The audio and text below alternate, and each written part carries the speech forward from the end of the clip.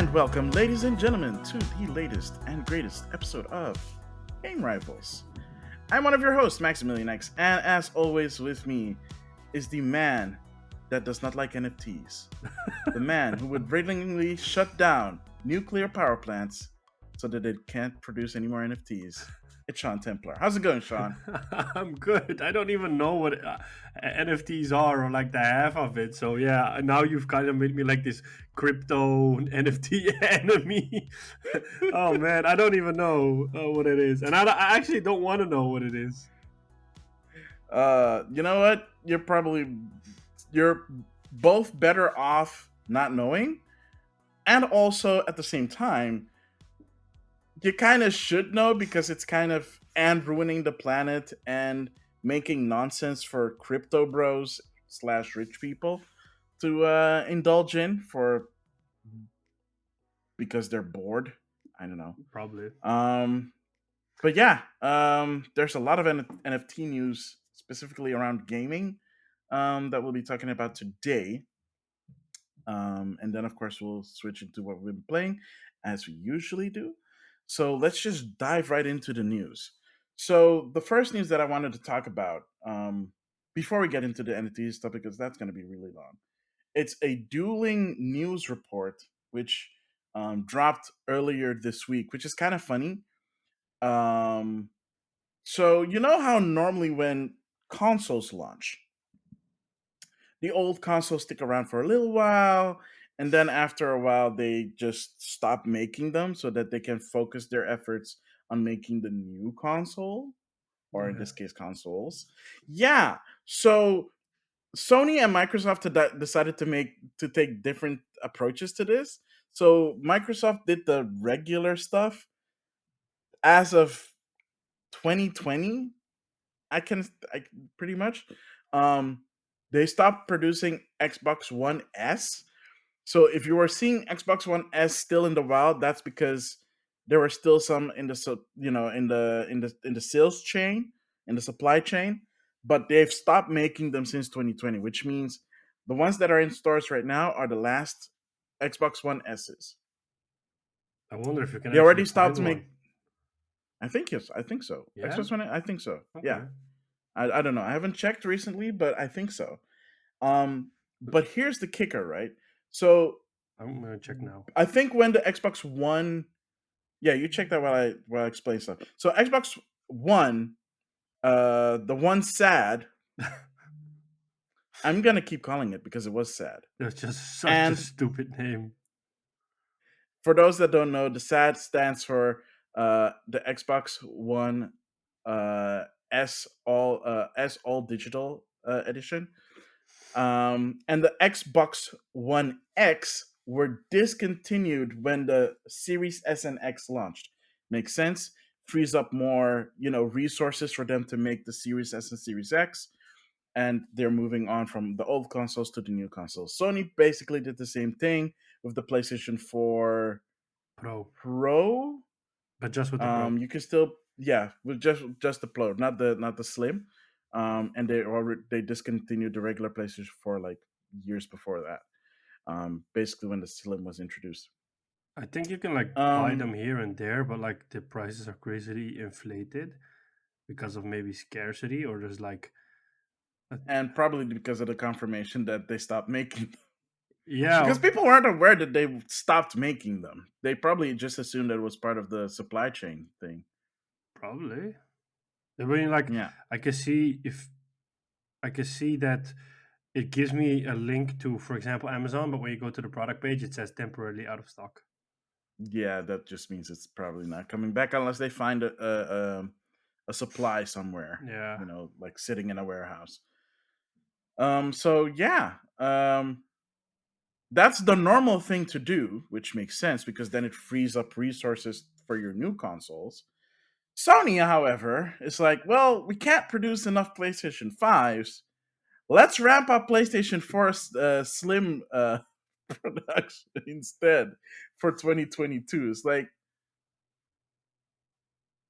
but people want the PlayStation 5. well, apparently, if there's still a demand for four, otherwise they wouldn't have done it.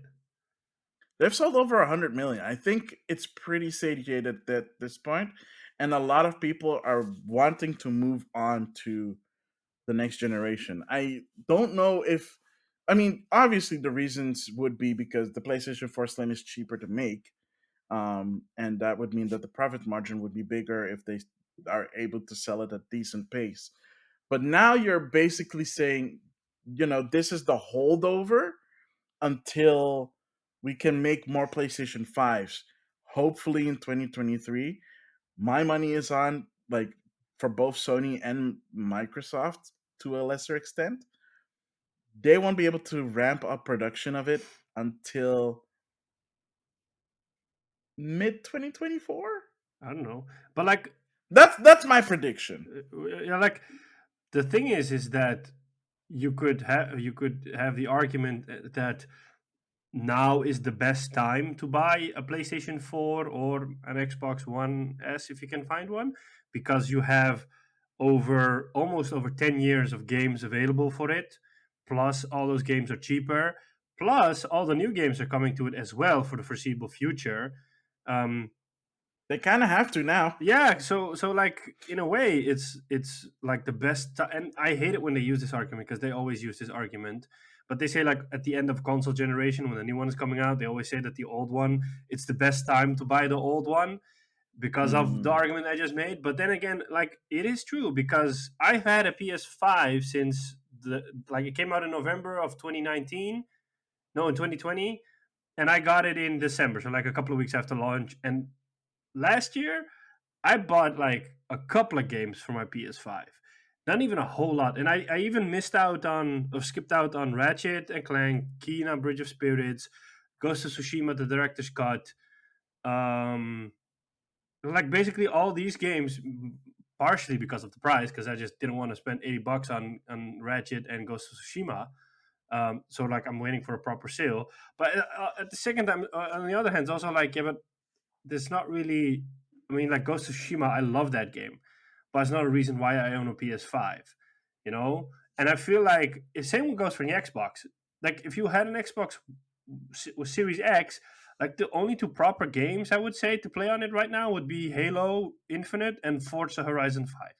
So like last year, there were any games, there barely any games that came out that justified owning that console. And the same goes for the PS5. PS5 was a little bit more, and then hopefully this year we're gonna get besides Horizon in a couple of weeks, we're going to get God of War, and who knows, and we're going to get Gran Turismo 7 in a couple of months. So it's like this year is looking better, but only. But even though we know next year is going to be the best so far, because then we're going to have Yeah. Spider-Man 2 and who knows what more. So like even now, it's like I tell people that want to have a PS5, are they like, hey, this is going to sound like a snob, but I'm not. But it's not even, it's okay to not have a PS5. I'm not trying to be like an elite dude like you were in the last episode, being with like plebs and you know the whole thing we did. Oh, look at you! Oh, you own an old Switch. I have the OLED Switch. It's not like that. It's not like I say like, oh, you plebs, you have a PS4 Slim. Well, I have a PS5. It's not like that, but it's like basically that. maybe I Okay, should talk great. like this the whole episode, but Oh no, no, please don't. We don't want to scare off our British fans. but basically, it's like it's okay if you don't have a next gen console because there are barely any games that justify having one. So until we get to the point where True. Spider-Man 2 or Wolverine or whatever comes out and these games don't come to PS4, then you might have like, oh, okay, now it's time to buy a PS5. So go out and buy a PS4 and all those games for cheap. Why not?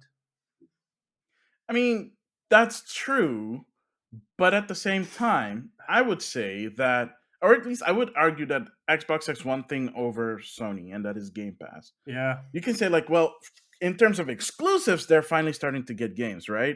And yeah. I'm assuming this year we'll have more Xbox exclusives coming out, or at least starting this year. I hope so. Hopefully, Yeah, somewhere, I don't know. they have to. But there are a lot of third-party games that are either coming day and date on Game Pass, or down the line they come out on Game Pass, Yep. which are excellent deals. You pay like 13, 12, 13, $15 a month, depending on where you live. Um, and you get like a whole bunch of games that you can play. Plus, like, don't forget, um, Psychonauts 2 is a Microsoft game, Yes. for example. So that one also came out last year. So that's already three games. And it's kind of sad that it's underrated because like the Psychonauts games are really good. I haven't played it yet. I have Game Pass. I still need to try it out. But I do love the first game. I never beat the first game, so I might try and beat it first so I don't get spoiled on stuff. When I play the second game, and it's luckily not too long. Um, might have to use like a walkthrough, like a spoiler-free walkthrough, just so I can get through the game, right? Um, but yeah, like this is part of the reasons why they did all the acquisitions, right? The same for Sony. The only difference is it's taking, I think, Sony a bit longer to get all these games out. The same for Microsoft, but I think we're reaching a point where all these games will start to come out I think if it for wasn't for both COVID, it parties. would have been a lot easier. So I think like a lot of Oh time yeah, was definitely. lost Yeah, yeah, on yeah. getting people to switch to remote working, and also getting people to like you To can switch to remote working securely. yeah, and you can walk over to anybody's desk now and say like, hey man, do you have that asset for me, or I'm running into trouble with this, do you know how? It's like now you have to email or Zoom call or whatever. And like I Now think they use Slack chat. or Slack, whatever. Yeah, but like Yeah. I think in the long run, this new way of remote working will actually benefit game development because it allows people to be more productive and be more happy because they're at home, with different life, more time for the family, the whatnot. So happier employees, less sick, maybe Mm, less turnover, and if you work from home, generally you're more productive. So it could, in the long run, help actually speed stuff up. But we just, it's like a long term thing. So we just have to wait and see the benefits of it. Plus, we also had like the whole cyberpunk debacle. So like everybody's scared. At least that's how it feels. Like it feels like everybody's scared, and they're like, "Yo, if I feel like if I only have like a hint of that my game might suck, I'm not gonna do it. I'm gonna delay it because I don't want a cyberpunk debacle on my hands because it will hurt sales, and I am not waiting for that. So I'd rather push mm, it and then because that's what you're seeing with Battlefield right now. I mean, like I think I read the other day that Steam has extended their refund policy because of Battlefield 24, specifically for Battlefield 2042, and that mm, the player base is dwindling. And I'm like, yeah, I mean, that's probably because the game came out too early. They should have pushed it till March of this year, and then they would have more time to work on it. I mean, the last patch came out in December, and it's already mid-January, and we still haven't heard anything. And they'll probably do like a big update soon. But that game is really in need of balancing and some content because otherwise people are just going to walk away, which is a shame because it's a really good game. It just needs some polishing. yeah. I yeah, I'm just checking out the player count, and it has really dipped like a lot, like a lot. So like at the all time peak was on Steam, at least for Battlefield 2042, was 100,000, Yeah, 100,000 and a half. yeah. It's currently at a 24-hour peak at 10,000. Oh damn. Yeah, the thing is with the Battlefield community is that it's always come back if they heard that the game was better or in a good place. Um, and I mean, like they really need to do something about it right now.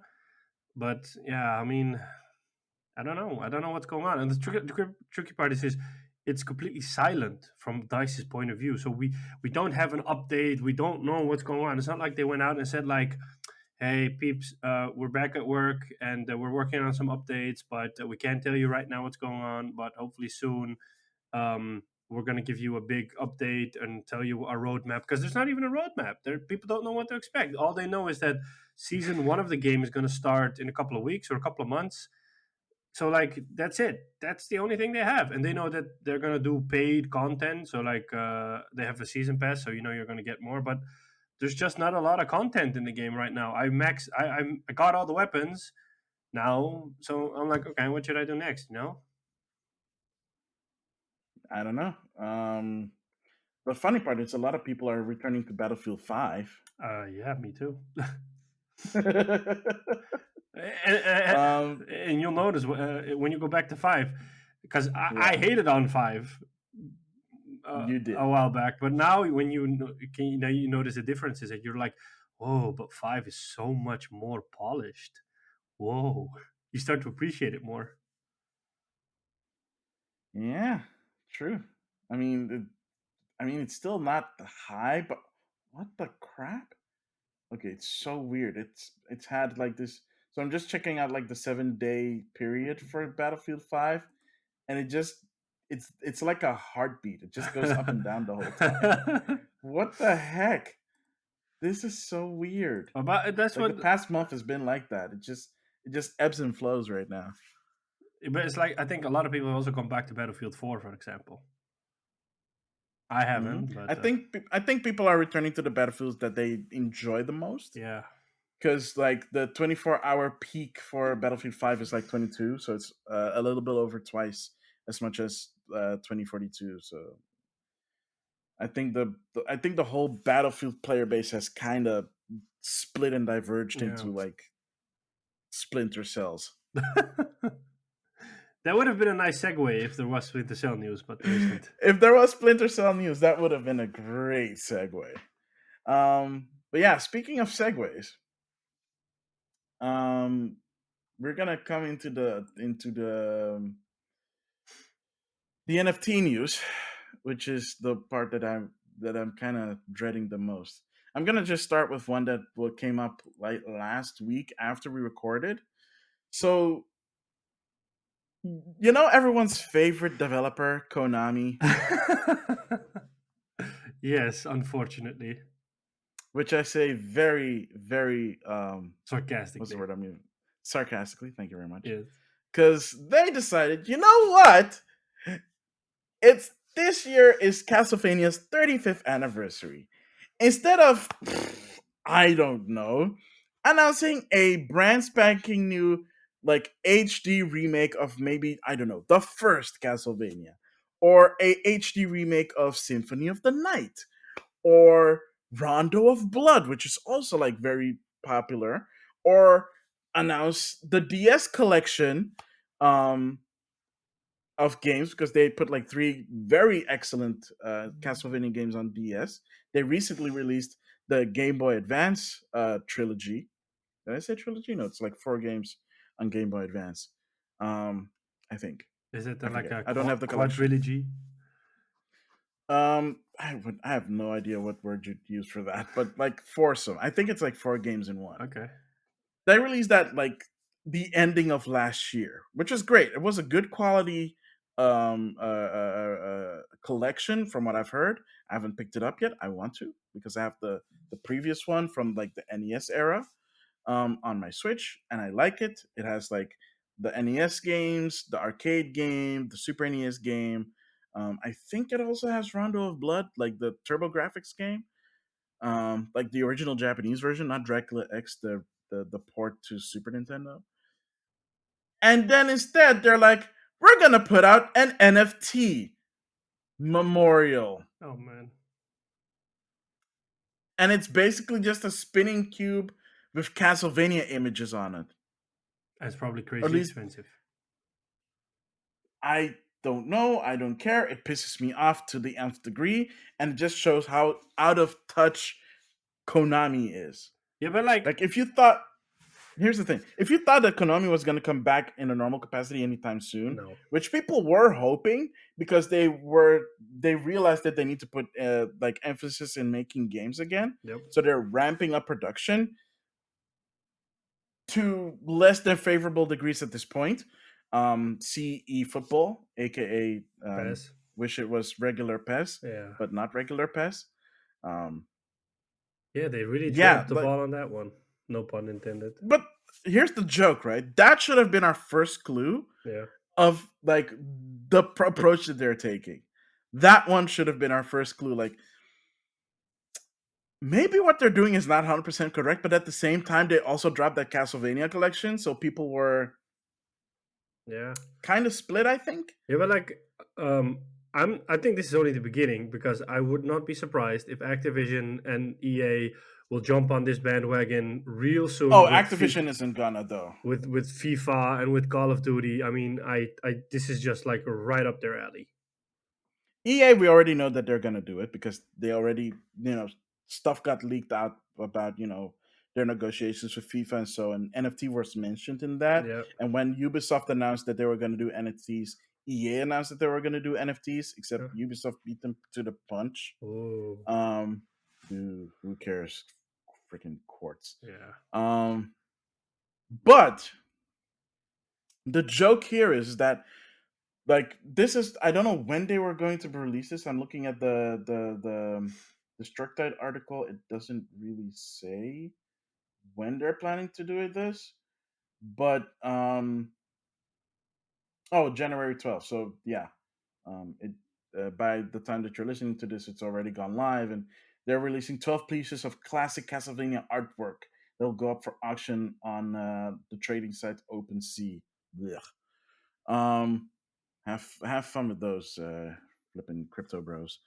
Um, but yeah, it's like so you have that.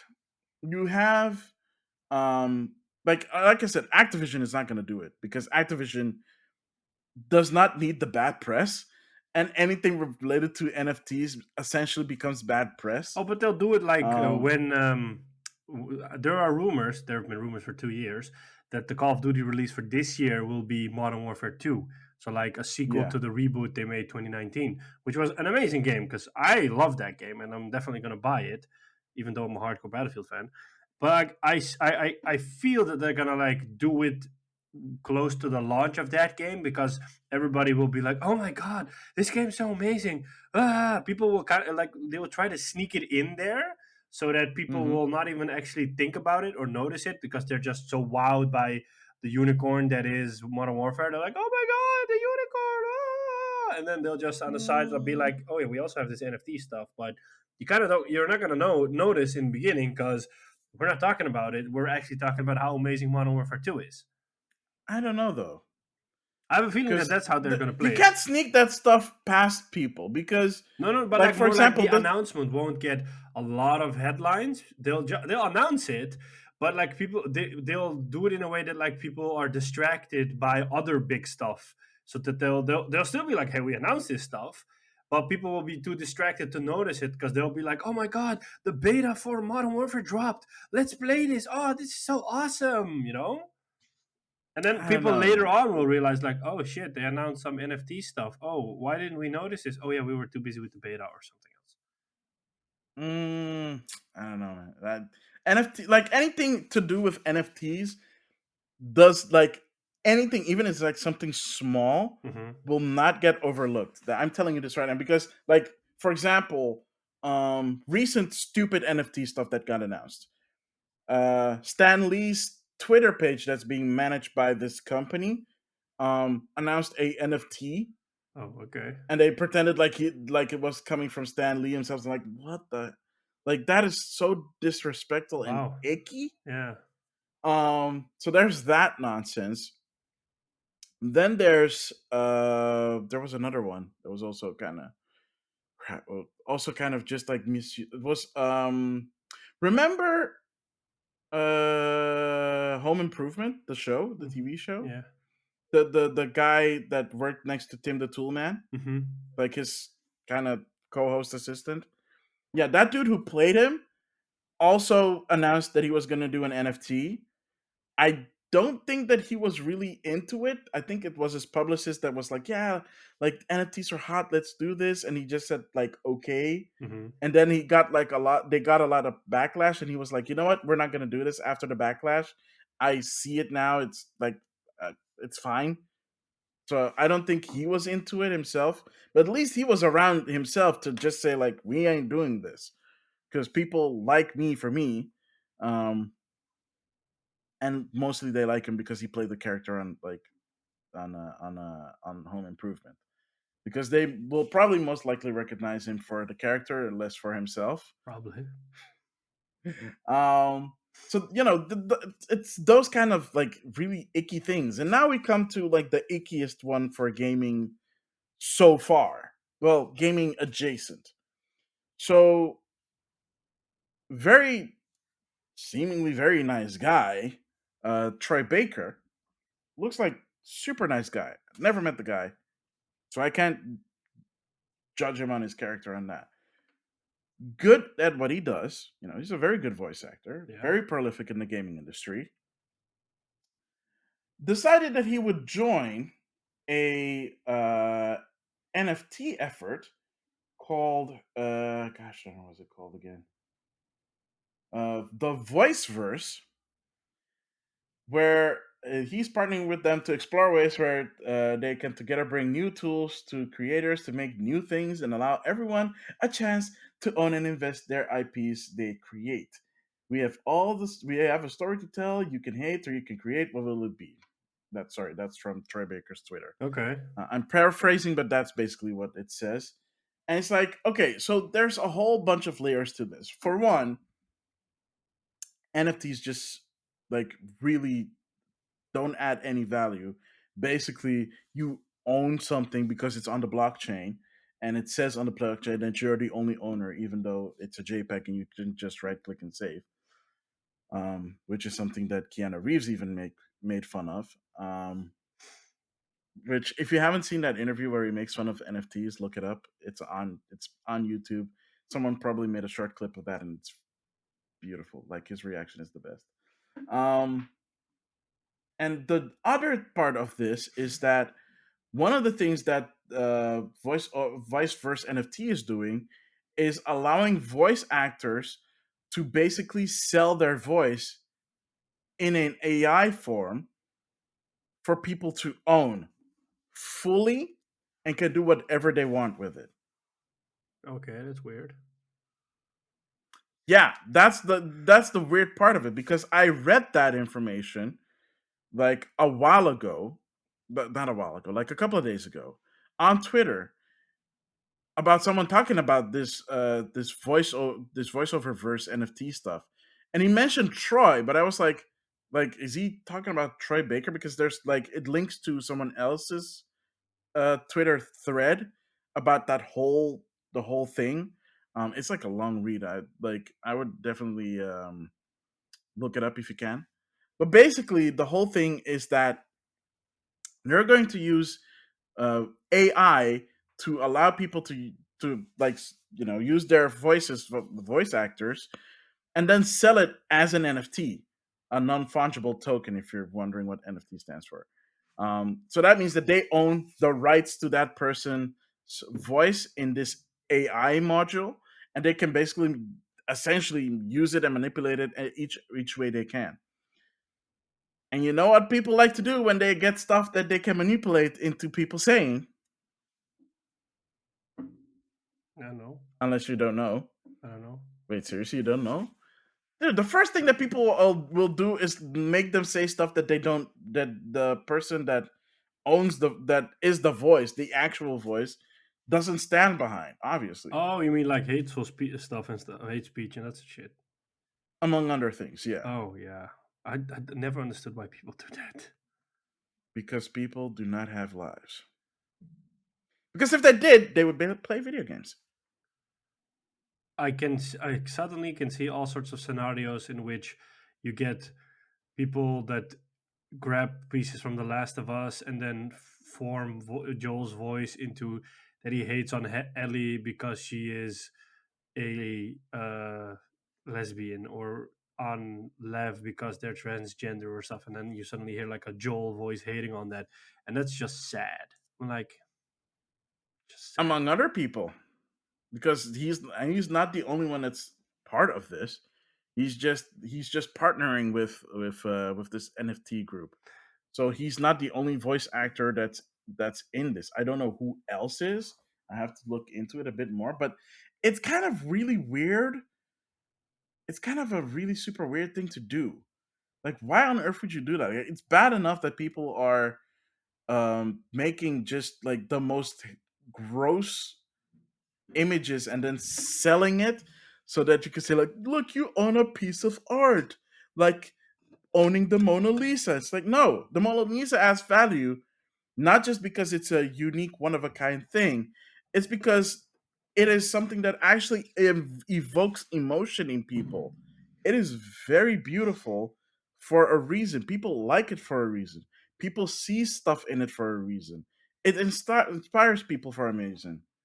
Lazy lions and stupid monkeys, whatever the monkeys are called, don't do that. They're just ugly JPEGs. I mean, it feels like that these whole NFT thingies, at least for like it feels like it's a cash grab. People are like, Oh no, yeah, 100%, like yeah. people are just looking for ways to just make a quick buck, and they don't It's care the hot how. new thing. Yeah, and they don't care how stupid it is. Like I bet people will just take a picture of a turd and turn that into an NFT, and it will bring up money, and then they'll be like, I own this piece of turd picture, and it's I paid so much for it, and look at me. And I'm like, where are we Who going? says they Oh, haven't? they probably have. It's just the stupidest thing I could come up with right now. But like, where are we heading towards as a civilization? That if we're making that kind of stuff and paying for that kind of stuff, I mean, like, and from Troy Baker's side, in a way, I'm not surprised because I mean, like, Troy Baker's an awesome dude, and I watch the Play Watch This podcast a lot, and he's always in it. And sometimes he says stuff, and I'm like, yeah, I'm kind of not surprised that you're doing this because in a way it's about money because you're not doing it for any art form or anything. And if you cared about people abusing it, then you wouldn't be behind this because you would say like, yeah, but I don't want people to abuse my voice and turn it into something nasty or bad. So like, in a way, I'm not surprised that he's doing this. It's kind of actually disappointing that he does this, you know. Yeah. Or I mean, the same thing goes. Yeah, sorry, you were I mean, saying. like maybe the company that he's partnering with wasn't honest with him about everything, or maybe he didn't get all the details. But then again, I'd say Oh he's no, like I'm an pretty sure he has all the details. yeah, because I was gonna say Pretty like he's sure. not a dumb guy, so you know he's always well informed. I don't know. It's like the developers of Stalker did something similar, right? Where they were like, oh yeah, like for Stalker 2, we're gonna be selling an NFT, which allows you to be in the game. So it's you, and you have a unique it's uniquely you, and it's on a blockchain that it is you, and we'll use your likeness. It's like nobody was asking for this, the Yeah, developers. yeah, So they got so much backlash. They're like, "Oh yeah, yeah. Sorry, yeah. You know what? You're right. You guys are right. We're gonna like not do it anymore again." Then they retracted it. It's like at least they retracted it because Ubisoft is like 1,000% into the crap that they're in. It's like, mm, Ubisoft, you make it so hard to love you sometimes. You do awesome stuff, but gosh darn it, you do some really stupid stuff sometimes. And that's kind of basically the rant about NFTs. yeah. I mean, Because outside of that, I don't know what is gonna happen because it's like the voice verse NFT stuff is pretty recent. So I guess we'll just have to wait and see how it goes. they'll probably do something for AI for video as well in a bit. So you know, this is just gonna get crazier and crazier. Yeah, I'm gonna have to commit some stuff though. Like I what? can't say what. I have to commit some stuff to prevent like video being added to it. I'm not gonna say what. It's Oh just yeah. because otherwise I would be possibly incriminating myself. What? Let's just move on. Let's move on. Yes. um, is there any other new stuff? Because it's still slow. I mean, like here's the thing, right? It's slow on gaming news. Like the most interesting news is this. Because everybody's just Um, coming back from holiday and starting up. Oh, there is a rumor that Sony's gonna do a new state of play in February, I think. And there's also oh a rumor that they're gonna release an update really soon, which will contain 1440p support, themes for the PS5, yeah, yeah, yeah, and yeah, yeah. VRR support. Because you know that's been a feature a lot of people requested because it's What HDMI the heck is 2.0. VRR? It stands for variable rate refresh rate. So what it does Mm-hmm. is it syncs the refresh rate to the refresh rate. It syncs the frame rate of the game to the refresh rate of your screen, so it doesn't cause any tearing. So it's like dynamic. Otherwise, like you know, you have like tearing because your monitor is locked at 60, but your game is not doing 60 FPS, and then it causes tearing in the Yeah. game. So now it like syncs up both of them, so it prevents tearing from happening. Apparently, Wasn't that a feature that they announced with the PlayStation 5? Yeah, but they hadn't brought it out yet. So like the Xbox Series X has it, I think day one, and for the PS5 they were like, yeah, it's a feature we're working on. We're just gonna release it in an update later. But yeah, it's almost been a year, and yeah, I said it before and I'll say it again. They released the PlayStation 5 way too soon. um, Like they're implementing all these features that they promised at the beginning and it's only coming out now. Come on. I, Like even the 1440p stuff makes absolutely no sense. I don't even know why that has to require an additional update to support 1440p. Like what specifically about that that what's the word I'm looking for? resolution. Resolution requires them to do an update for it. Why is it not baked into Yeah, like the operating system already? I think in this case it's more like of like which feature is more important. And I mean, like 4040p is only something you have on monitors. It's not like you have a TV that supports that resolution. So I think in this case they might have underestimated how many people actually play on a monitor or how much is requested, because normally your console's always in your living room, so it's always hooked up to a TV, so it was always 720p or 1080p or 4K, since it's not like 4040p is a middle resolution, and it's not a resolution used by TVs. So I think in this case they were like, yeah, probably people won't need it because they're gonna play it in 4K. And then suddenly they heard, oh, but a lot of people use their monitors because they have a streaming setup Yeah, or they just play there behind their because desk. there And are no TVs that as far as I could tell, the highest frame rate I think you can get on a TV is like what, 100 hertz. Are there like TVs that do 120? uh, yeah, Oh, okay.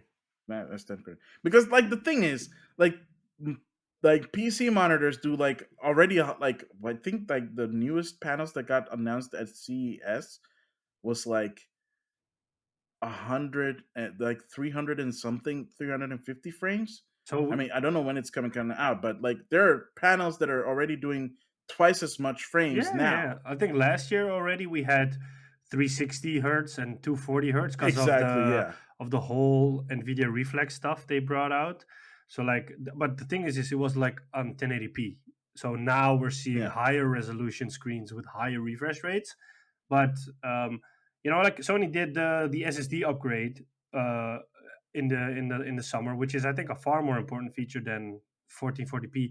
And the same goes for VRR. I mean, like people are making a big deal out of it, but I'm like, it's you need an HDMI 2.1 TV to have that. There weren't a lot of HDMI 2.1 TVs out last year, so it's like Mm. you're asking for a feature that requires specific hardware, but that hardware is either not widely available yet or it's still expensive. So what are you seriously making an issue of? It's more like a FOMO, like, oh, it's so awesome. I want this. I'm really missing out, because all the damn YouTubers, tech YouTubers are talking about HDMI 2.1. But like, I have a 2017 OLED from LG. Mhm. I still love the TV. I really couldn't care less about VRR. I couldn't care less about 120 hertz because people seem to forget that if you want 120 hertz, you have to give up some quality. You have to give up some fidelity. The game becomes less pretty. You can't have both. But people don't realize this. They're like, oh, but Maximillian Z, the famous YouTuber, says it's so awesome. VRR. What is he, my brother? Your evil twin. And My evil twin. and he says 120 hertz gaming is the shit. So I feel left out. So I really need this. It's like sheep mentality. Mm, yeah. Well, actually, we almost forgot one news article, so I'm actually glad that you brought up Sony. Because Yeah, speaking of CES, Sony was there yeah, I know. to announce because we didn't talk about this the last time because that was before CES started, Yeah. and that was the PlayStation VR 2 Oh, that's right. I completely got forgot about that. announced. Yeah, and it has, oh my goodness. Actually, let me pull up the specs for the PlayStation VR 2 because it is very substantial. Um, it is it is legit next gen like hardware. Yeah. Because I was wondering what they were gonna do for for PlayStation VR 2 because everybody was like, "Oh yeah, they're gonna do that, this and this," and it's like, well, we'll see what happens, because all the other VR stuff is pretty impressive, that other people are doing. I think they're like they And said it's like a single cable, so they don't have like a processing box anymore, and yeah, it's both individual 4K 120 hertz OLED yeah. panels. So there are two OLED panels of resolutions of 2000 by 240 per eye. The refresh rate is either 90 or 120, Yeah, with a field of view of 110 degrees, which is ridiculous. yeah, They also come with new motion controls. It's a six-axis motion sensor, four cameras for the headset, and controllers that are built into like the headset itself. yeah, So you don't have to set up like a camera or like these towers or whatnot. And the connection is of course USB-C, so it probably easily connects to the front of the yeah. PlayStation 5. Yeah, there's also We don't some know about. haptic stuff on the headset that makes you feel stuff, so it's not like Yeah, only in the thank you for mentioning controller. that. Yeah, Yeah. So not just the controller, but also the headset has like this haptic feedback. It's like yeah, I think it's the first headset that's doing this. yeah, They are aiming for a holiday 2022 release date, which is way sooner than I thought it would be. I yeah. would assume that they were gonna like do the same thing what they did with the PlayStation 5 and just announce it 2 years in advance But they and did. just slowly ramp up to it. They announced it last year that they were working on it because they Okay, showed the that's fair. controllers last year as well. Really? Yeah, because they announced the name last year, or they said like we're working on the next PlayStation VR last year on the PlayStation blog, and then they slowly started to explain more stuff. Like they said, oh yeah, the controllers are going to have haptic feedback, and the controllers are going to have this, and the controllers are gonna like that, and then now they're going into the period like they're actually physically going to show a lot of stuff. I think we talked about this briefly, like pricing, because it's like cutting edge technology for something. So I think I think you said like don't expect it to be 399, but I don't So think. here's the joke on that one. Yeah, Apparently, the rumors it's not confirmed, but they expect it to be 399. I mean it could be because what that's what I said. Like the OLED panels are cheaper to produce now, and I mean like Sony has to sell it at a certain price point to keep it interesting for consumers. Like I said, like either 449 or at the worst 499, but they won't go over that. But I think like 449 is still an acceptable price. Like I personally never tried PlayStation VR. I'm not into VR games. The only thing I would play will probably be Beat Saber. Um, Mm. I mean, they announced a Horizon VR game. It looked really nice for a VR game, but I'm still not tempted to buy a VR headset because of it. Um, but I mean, yeah, it's cool that Sony is still committed to VR because VR is kind of like it's like a heartbeat. You know, it has ups and downs. Mm. I mean, it's um. So if the rumor is true, right, and they are going to sell it around 399, Mm, let's say it's 399. The PlayStation 5 digital is 399, right? yes. Okay. So let's say it's 399 for the headset, which definitely means that they're selling that thing at a loss. Yeah. Like maybe even a quite substantial one. But if they're trying to compete with Index or uh Oculus or Quest or I'm assuming they're competing with the Quest, the Quest 2 specifically. Because the Quest 2 is completely wireless and I think it's 350. I don't I know. think it's like 350.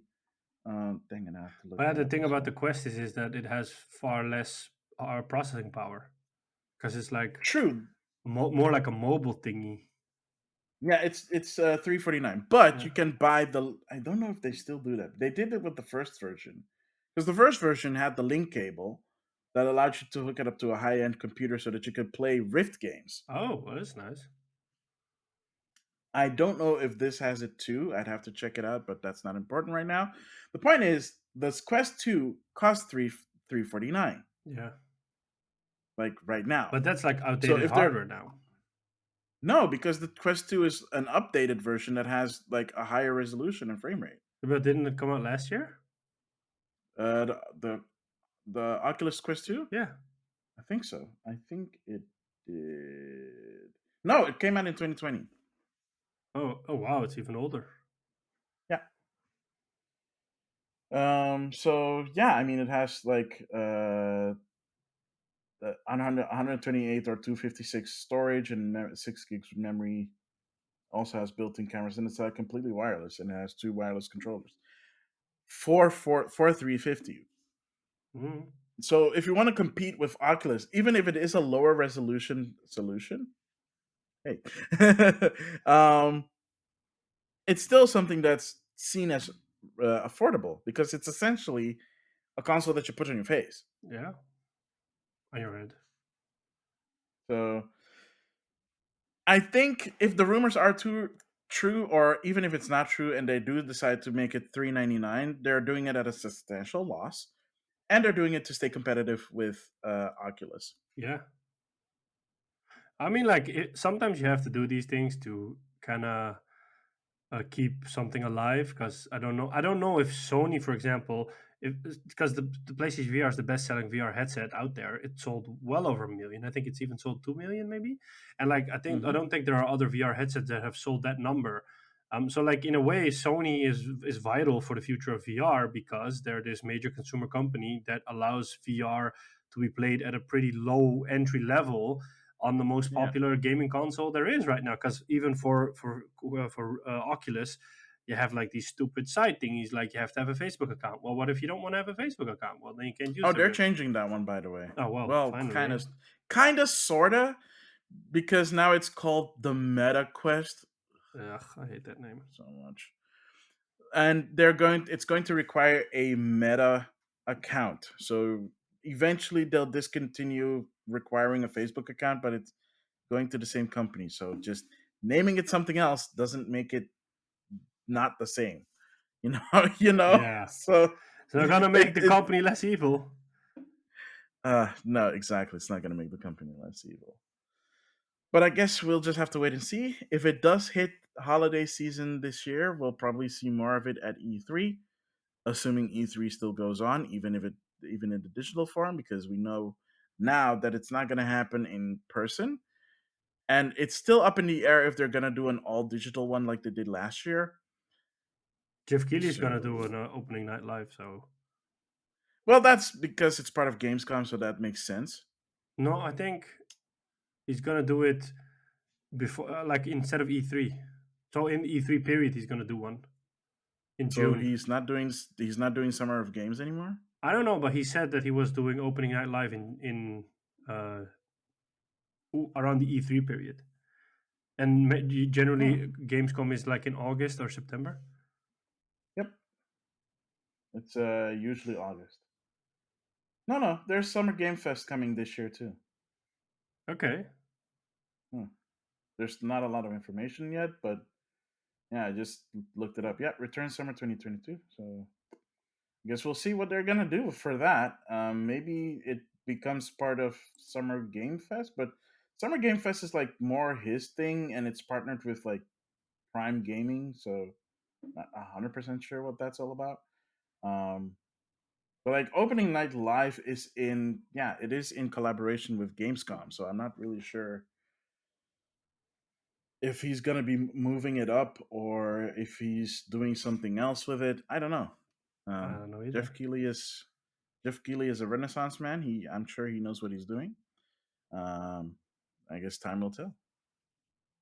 Okay, And I think on that note, we'll be taking a very quick break. I will be coming back with what we've been playing. So stick around.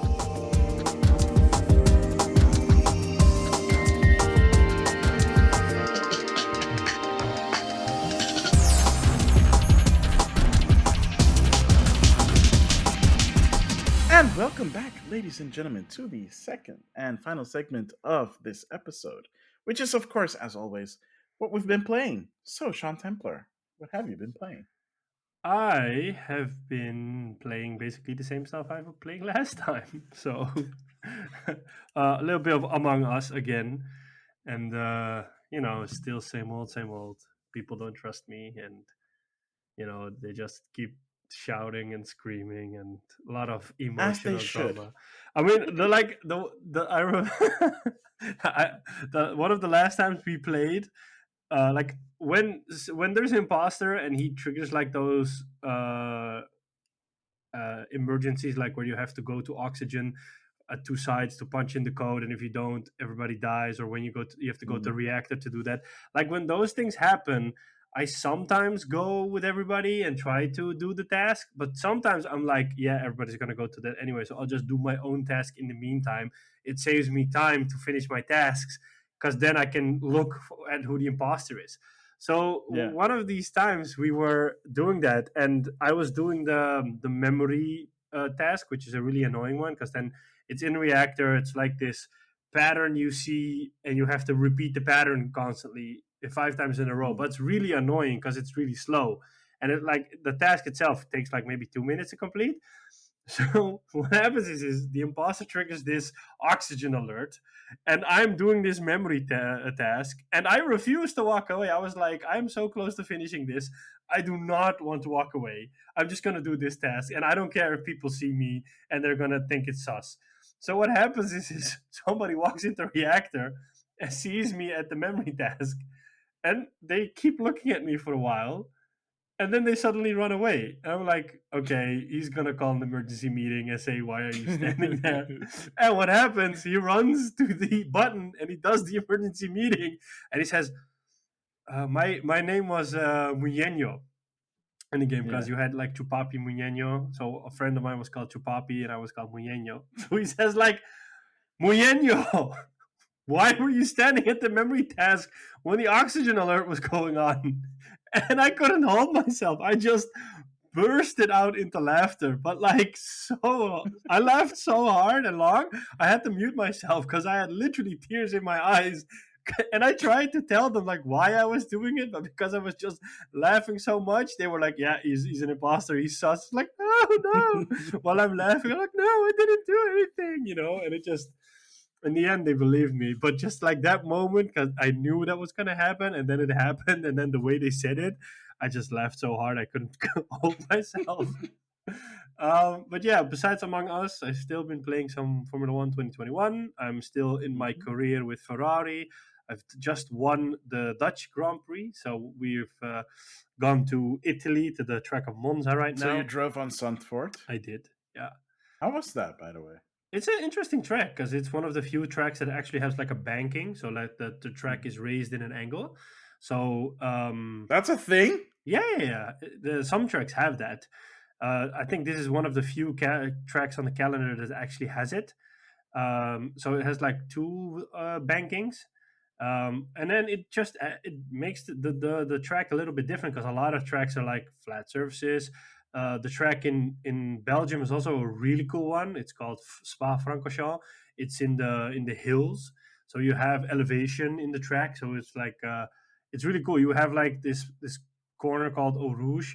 So like you come on and you ride down the straight, and then you suddenly have to go up a slight hill, but you can't see what's behind the hill, and you know that it's like you're going like 300 to reach the top of the hill, and then you suddenly have to turn right and then left, and it's That sounds creepy as hell. absolutely It is. terrifying. It is. I mean, like, imagine that you're doing that in real life as a driver. In the game I itself, would rather not, thank you very yeah, much. so like even in the race, it's creepy as hell to do that because you don't know what's at the other side of the hill. I mean, like there could be a car that's suddenly stopping there, or or you could lose grip and then suddenly shoot off the track at 300.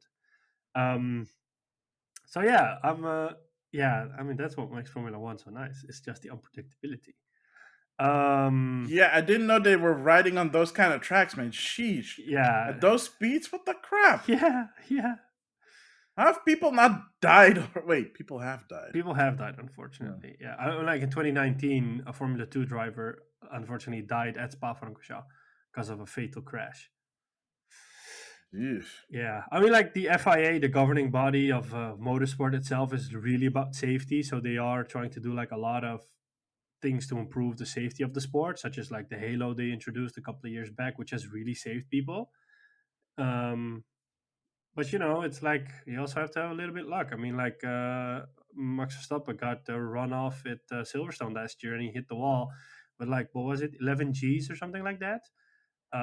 He survived, but like yeah, I mean, it's tricky. Yeah, otherwise it would be really weird if his ghost won Yeah. recently. which, Yeah. which people I think still are not happy about. Oh, you have no So, idea. It is like there are actually talks of Lewis Hamilton leaving Formula One because he's been like ever since the race, like that weekend, he's been completely silent. Like media dark, black, nothing. You don't hear anything about him. Apparently, he's unfollowed everybody he follows on his Instagram. Is like completely silent. So now people are like, oh, maybe Lewis might actually quit. Oh, is Lewis thinking about quitting? Oh, but he has a contract till 2023 or 2024. I'm like, I no. think he wanted some time for Yeah, himself. I mean, like that dude has such a big ego. He will never quit Formula One. I mean, that guy is so full of himself. People know that I'm not a fan of Lewis Hamilton. So like, he's so full of himself. I mean, the guy has 7 world titles. He's tied with Michael Schumacher. He will Yeah. never leave it at that. He wants to be that guy that says, "I got 8 or I got 9 world championships." So he's not gonna quit Formula One. Come on, it's like he's throwing a fit. He's like, "But I was gonna be champion," So like that. But anyways, before we go into this whole rabbit hole around Formula One, um, I've also been playing Battlefield 2042, of course. I've got to the Any improvements? Well, there hasn't been any update since. The only thing that has decreased is the way I play and the frequency I die. Because for some reason, I was like, it has like a learning curve, of course. And eventually I got into it and I was just like actually making kills and it was really going well. And suddenly, for some reason, it started going bad again. I don't know why, because I had it hooked up to my monitor. And then eventually I moved my PlayStation back to the living room again. And then, of course, you can notice like there's a little bit more input lag and everything is a little bit more, what, like when I play in a shooter, I have to be up close to the screen because I don't feel like I can't see if I am not close Hmm. enough. I miss out stuff. um so I had like this period that I kept on dying and rarely made any kills, which really frustrated me, so I just stopped playing it for a while. And then I went back to Battlefield 5. And then it really made me appreciate what kind of a good game Battlefield 5 actually is, because it's just so much more polished. The joke is that when that game launched, it was also not It was received horrible. Yeah, well. it's well, like when you Because think I it. remember you talking about it, Yeah, like also dunking on it yeah. too. But like if you think about it, like that game has had 2 years of polish or 3 years of polish of constant updates. So now it's kind of finally to the Yeah. point where it's like actually a good game, but you don't realize that. But it also made me realize that like there are some systems in Battlefield 2042 that are actually broken, because like aim assist is crucial on a console. You don't need it on a PC, but on a console it is crucial. And either the aim assist is off in 2042 or it's not working properly, or like the detection isn't working.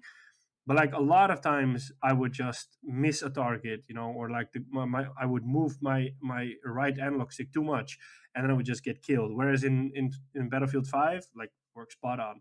And the same goes for hitboxes. Like I feel in 2042 sometimes with certain guns you can shoot like really next to the person or a couple of meters Hmm. next to the person and it still registers it as a kill. Because like yesterday I was playing with a gun and I was really spraying and praying, and I just got people, and I'm like, this feels like the hitboxes are so off because I don't really think like I actually hit the guy, but I still I think the headshotted him. hitboxes are still broken. I Yeah, think. because I even headshotted a couple of people. I'm like, this could not be a headshot. This is just not possible. But the game still Yeah. detected it as a headshot. So um, I think, or I feel like one of the first things that Dice should do is just do this massive balancing act on the game, because the guns are literally broken. I mean, some weapons are so overpowered, and the same goes for choppers. Like, there are choppers that have rockets, and when they start hitting you, your character starts to stagger so much that he can't move anymore. So it's almost like the game is glitching out, and then you already know, like, okay, I'm gonna die. You don't have a fair chance of running away, um, which is a shame. But yeah, I've been playing a little bit more of Battlefield 5. I'm enjoying that as well.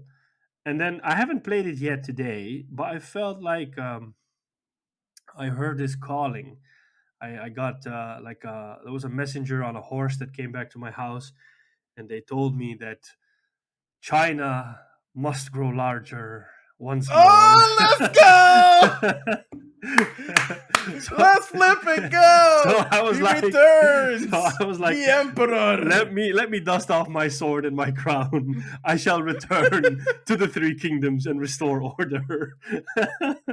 so I Yo, you haven't played that game in a while. Yeah, last time I played it was April last year, and I saw that I've put in 121 hours. So I thought, like, yeah, it's time for a comeback. So I installed it, I patched it, but I haven't started it up yet. So in the days to come, I will be going back to the three kingdoms of Rome, of Oh my Romans of the three gosh. kingdoms. Of, Yeah, of total war. Yeah, going back to China.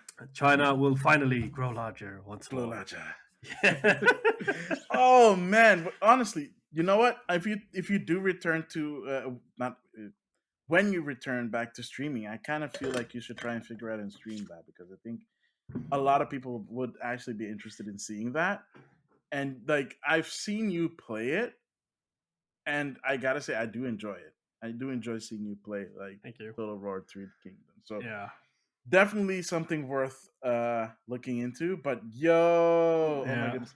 Speaking of China will grow larger, we need to figure out go returning to Generals. generals Oh again. yes, Yes. yes, that would be very Yes. nice. We would go back to command and conquer. Oh man, I miss that. But So that's it. Yeah, what have you been playing? yeah, so for me it's been uh not a lot. So there's a few things that I've been playing, mostly because I'm streaming, of course. Hmm. So the stuff that I've been streaming was Astroneer recently, Woo! I love it. and I don't know if you've been to my Instagram page recently, but I posted some clips of it. I saw a tractor Um, getting catapulted or something like that in the game. Oh no, you were yeah, dropping I down fell a into a hole. yeah, Yeah. yeah. I got a buggy, and I was so happy that I was like driving around. I was like, yay, I can drive around. I'm so much faster. And then I almost fell into a crevice. Like, ooh, that was very close. It's not gonna happen now. And then I fell into as I was saying that, I fell into a crevice. It was like, no. And I was like, okay, you know what? It's fine. Let me see if I can find a hole that I can dig myself out into. And I'm driving around underground, and I fell even more. Oh shit! Really? I was like, no, I'm gonna die here. And then I found out the buggy is a source of oxygen, and as long as it has power, Yeah. it'll give you oxygen and power. Oh And for nice. some reason, underground you can still get wind because I put like this wind turbine on Yeah. it so that it generates power for it, and basically whenever it the wind blows, and the wind blows underground. Oh So I okay. had infinite energy. So I was like, oh no, my Astroneer is going to starve to death in this underground. It's a good thing you can't starve in Astroneer. Yeah, I was about to say, like, did they add food into the game? No, no, thank That goodness would not. actually be nice. But oh man, that would be just an added source of stress. I don't think that would make the game fun though. Yeah. But I was like, oh my gosh, am I gonna dig myself out? So I tried to dig myself out. I was able to dig myself out. I don't know why. I don't know how. I still did it, and it took like a half hour for myself to dig out. When I Oh my finally got god. to the surface, I was just like, Light. yes, and like the chat was like, yay, you did it, and like, Nice. it's so That game frustrating. is pretty stressful when you end up underground. It's very stressful when you die of oxygen deprivation. Yeah, it's so like your Astrid dies like in a cute way, even though it's a horrible death. But like he does Yeah, it in it's such a like, cute way, you're like, oh no. Yeah. yeah. So, um, I've played it one more time on stream, but I've also played it offline, off stream, just to build some stuff.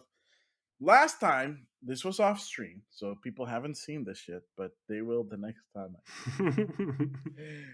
So I was doing very well, unlocking a lot of new blueprints. One of them was the small spacecraft and the solid fuel booster. Can you actually fly around in those?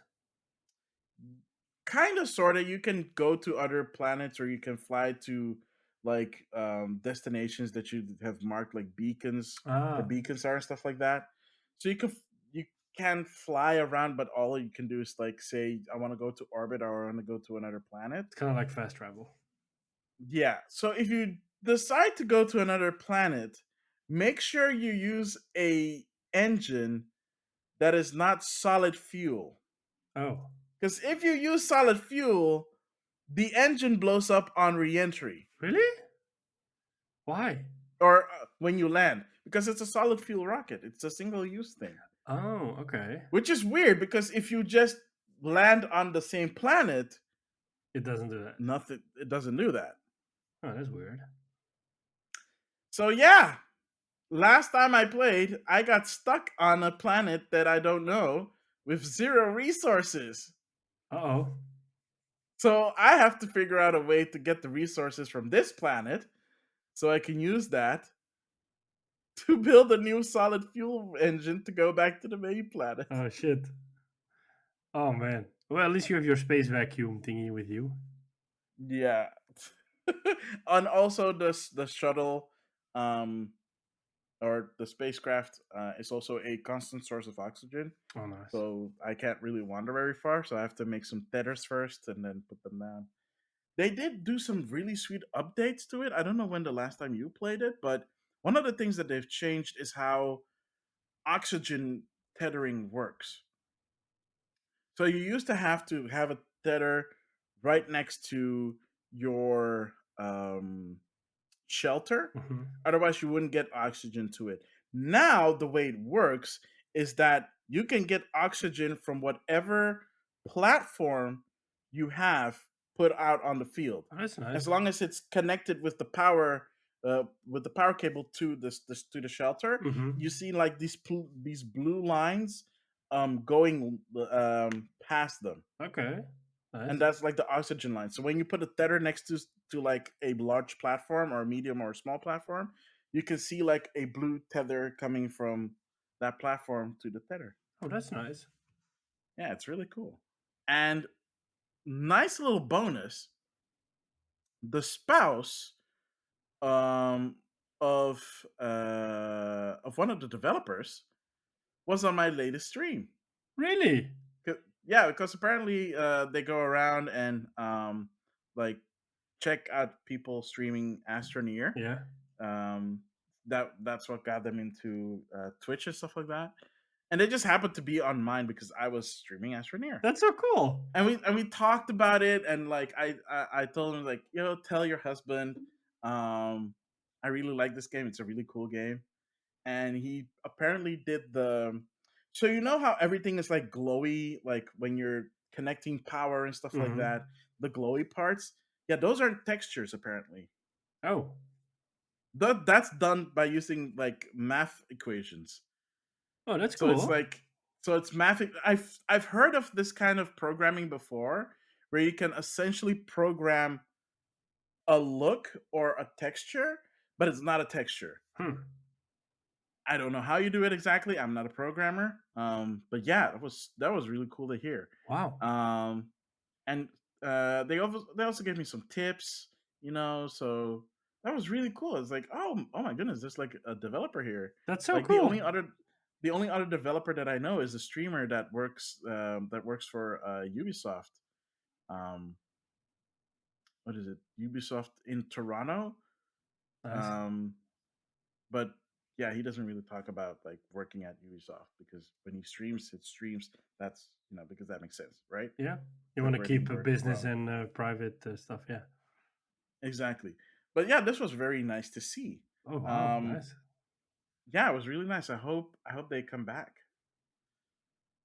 Yeah. Uh, and the next time I stream again. So that was really cool. It was really fun. That's also one of the reasons why I streamed for a really long time recently. It's like normally I stream for 2 hours every time I stream. Like this time I was on for like 4 hours. Oh, damn.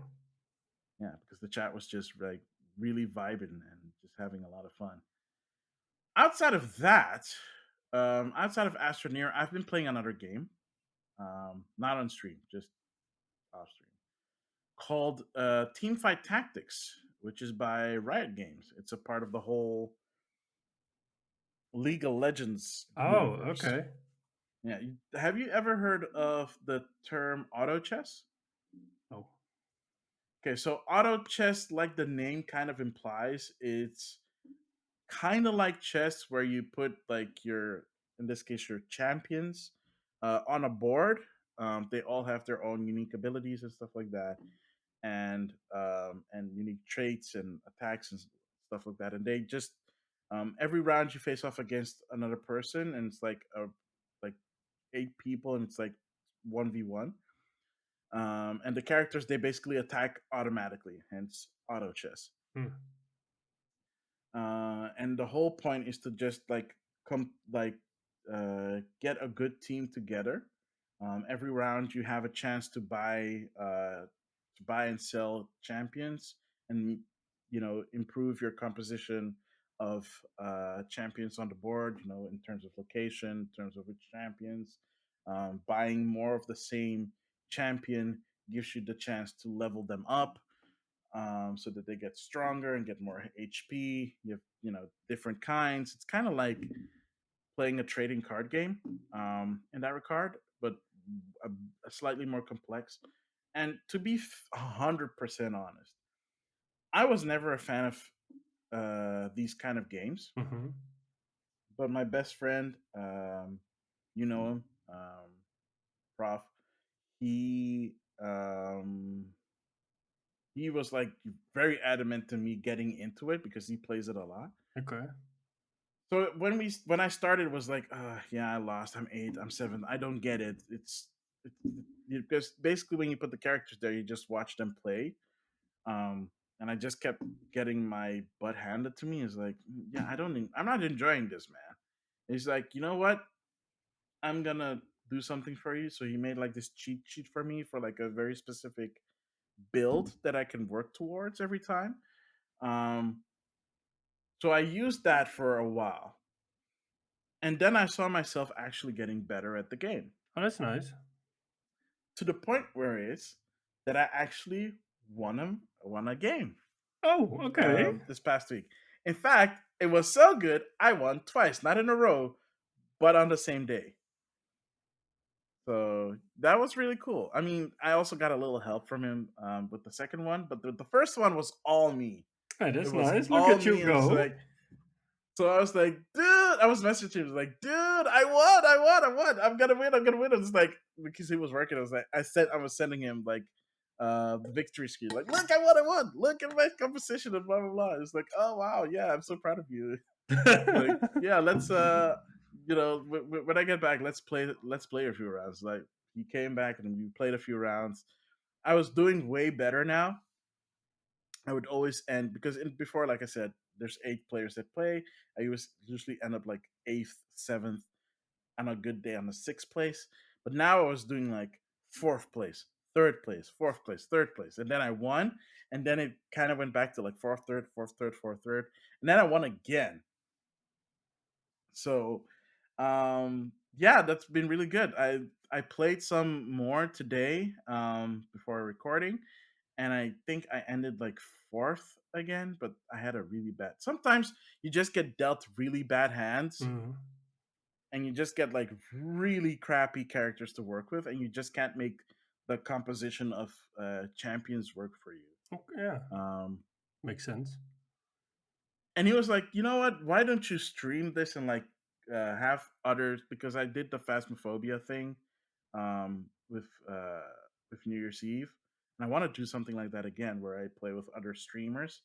And I figure out, by the way, a way around the whole co-streaming thing, because where there's a will, there's a way.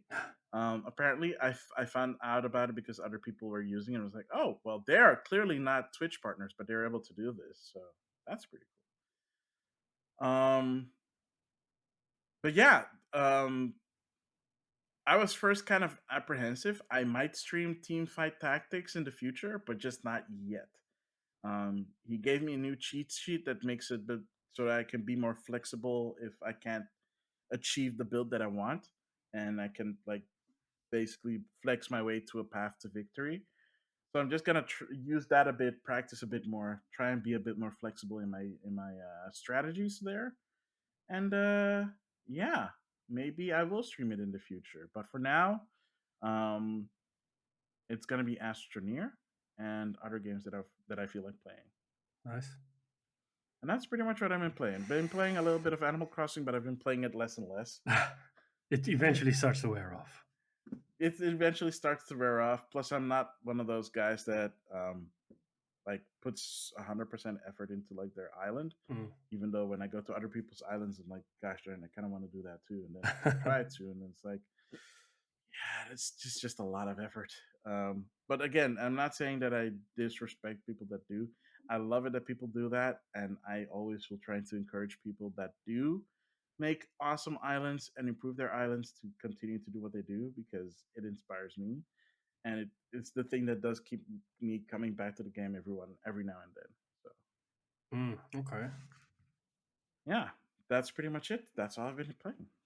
Nice. Those some good games. So yeah, definitely. So will you do us the honors? I will try as always. So thank you everybody for tuning in to the second episode of season 4. Still a bit Oh getting. wait, sorry. Oh, Before you do, I almost forgot. So remember how we do these questions of the episode now? yes, on the Spotify. So we did one, yeah. So we did one a while ago, and we actually got a response, but we did not Oh, talk about it. then let's do that. Which is I feel like that's kind of a what's the word I'm looking for? Not cool since someone actually took the effort Yeah. to answering. So this is from Ellenbro 2404. The question was from like 2 episodes ago. What's your game of the year? Hmm. And mostly because we did not have an answer for ourselves. Yeah. And Ellenbro 2404 says Lost Judgment. Oh I wow. don't really have a mind blowing game of the year, but Lost Judgment is just bloody hilarious, and I always it's a bit longer than that, and I always look forward to playing it after work. Nice. I actually Which am is looking forward to playing that game too. So yeah, because it's actually kind of interesting because a lot of people are kind of divided about Lost Judgment. Not to say that they weren't divided on Judgment before, but with Lost Judgment, there were some improvements made to that game that made it slightly better than the first game, but also things that the first game was lacking that they still did. So people are like, Why aren't you improving on like these aspects? But you also added these aspects." But yeah, the game is kind of hilarious considering the main case involves mostly the main character being in and around a high school while he's clearly not a high school student, mostly because it's also about um, bullying and like bully prevention and stuff like that. Um, so it is an interesting story. Like it has a bunch of stuff that you can do, and I would love to play it, but I want to go through Judgment first before I even tackle Lost I have Judgment. the I just want same. to. Yeah. I'm just waiting for it to either come down in price or appear on PSN as a PS Plus um, like temporary thing, like they do. I think Lost Judgment was in the January sale, which like there's now 2 January sales. So, like this is the second part, but I remember that it was in the first part Hmm. of the January sale because Judgment was also in the sale, but I didn't buy it. But I know, Yeah. yeah, that it was. Yeah. So that's the question of the podcast. I'll be sure to have a new question of the podcast for this episode as well. So if you're listening on Spotify, you can answer it there. I think I might start posting the same question on our Twitter. So if you'll continue with the outro, then people will know where they can answer the question. Nice. Yeah, I mean, it's cool that we got a response. So thank you for that, and we are looking forward to many more responses in coming episodes. Yeah. And now for me to do the outro then. Thank you for tuning in to this second episode of season 4. We always appreciate your support. You can find us on your favorite podcasting platform: Apple Podcasts, Spotify, Google Podcast. I think Amazon. We're also on there. Amazon Music or something like that. I know that's apparently also. Not yet. I haven't fixed that yet. Oh, okay. Well, Yeah. Once I've done, we'll be on there as well. we're like on the major podcasting platforms. I don't know if Amazon's a big one, but we are on Twitter, game_rivals_. You can also find Maxemillian on Twitter at Maxemillian. You can email us gamerivalsfeedback@gmail.com. We're on YouTube. You can find the link in the description below, so you can see all our pretty faces. We are on Instagram at Game Rivals and at Maximillian_X, and also on Twitch at Maximillian_X or at Sean Templar. And on that note, I have been and always will be Sean Templar. And I have been and will always be Maximilian X. And we'll catch you on the next one. Later.